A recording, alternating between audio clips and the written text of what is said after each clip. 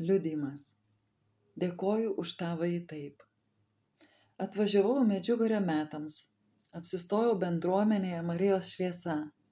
Vieną vakarą per adoraciją Šventojo Jokūbo bažnyčioje pajutau stiprų norą pradėti 5 dienų pasninką. Anksčiau dažnai pasninkavau, o penktadienio pasninkas buvo mano savaitės dalis jau ilgą laiką, bet šįkart buvo kažkas kita. Skirtumas buvo toks, kad nenorėjau pasninkauti savo reikmėms, bet turėjau didelį norą šį pasninką padovanoti Dievo motinai ir padėkoti už didžiulę malonę būti šioje vietoje ir gyventi bendruomenėje. Norėjau pasninkauti, kad išsipildytų Marijos planai bendruomeniai, kad jis saugotų visus jos narius ir dovanotų jiems šventosios dvasios dovanas. Širdyje pajutau didžiulį džiaugsmą ir dėkingumą. Po kelių dienų apmąstymų ir maldos, pirmadienį pradėjau pasninkauti. Kartu su pasninku pažadėjau Dievo motinai kasdien lipti į Podburdą. Per visas 5 pasninko dienas sulaukiau didelių malonių ir nepatyriau jokių sunkumų. Taip pat atsisakiau kavos, kurią įprastai geriu 2 kartus per dieną.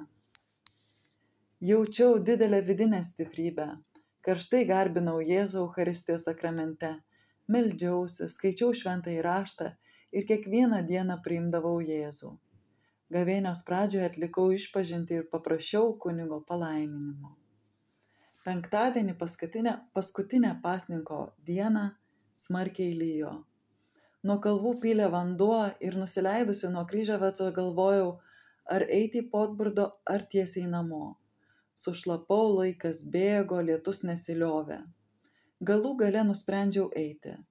Pasiekusi Podburdo pamačiau, kad vanduo nuo kalno tiesiog upeliu liejasi žemyn, bet akimirką padvejojusi vis tiek nusprendžiau eiti toliau. Kai pasiekiau pirmąją rožinio džiaugsmingųjų slėpinių paslaptį, pajutau didelį džiaugsmą ir nekantravau būti apsireiškimo vietoje. Pakeliui nesutikau nė vieno žmogaus ir laukiau, kada galėsiu ten likti viena su Dievo motina. Kai priėjau prie apsireiškimo vietos, iš tolo pamačiau, kad ten stovi moteris. Ji buvo arti mergelės Marijos statulos ir garsiai meldėsi. Jaučiau nusivylimą, susierzinimą, liūdesį ir šiek tiek melancholiją, kad nebūsiu ten viena. Priėjusi prie moters pastebėjau, kad ji nori pasikalbėti, žiūri į mane. Pažvelgiau žemyn, nes nenorėjau su niekuo kalbėtis. Bet ji priėjo prie manęs ir pradėjo klausinėti, ar yra dar kas nors be šios statulos, kaip ji turėtų grįžti, ar čia turėtų būti kitas kelias ir taip toliau. Aš jai atsakiau, bet stengiausi greitai baigti pokalbį, nes norėjau tik pasimelsti ir su niekuo nekalbėti.